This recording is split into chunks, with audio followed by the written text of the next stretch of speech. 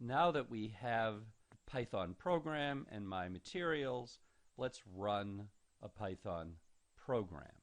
I'm on a Windows machine, so I'm going to demonstrate the easy way you can do it here. For the particular program I'm going to look at, I'm going to the folder where I unzipped all my examples, and I'm going to find madlib.py. This is set up to run just by double-clicking on it.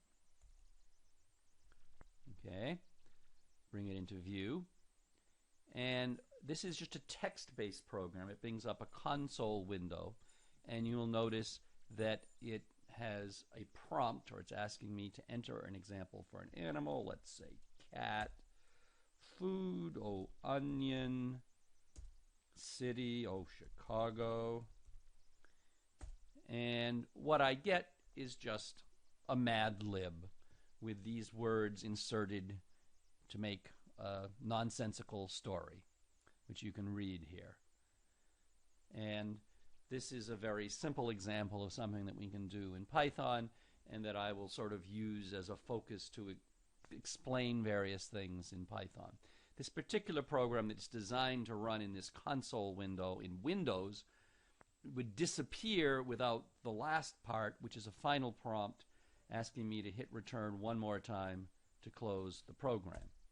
Let's try this one more time with different data. I'll double click again, bring it into view, and give different data. Let's say it's going to be a dog, carrot, and say New York City. And the point is that we get a different text for the Mad Lib here, substituting in the different information. So I'll hit return again, and we're done. Back to the tutorial. The next part of the tutorial then explains this program, the actual Python that is used. And you can look at the next video.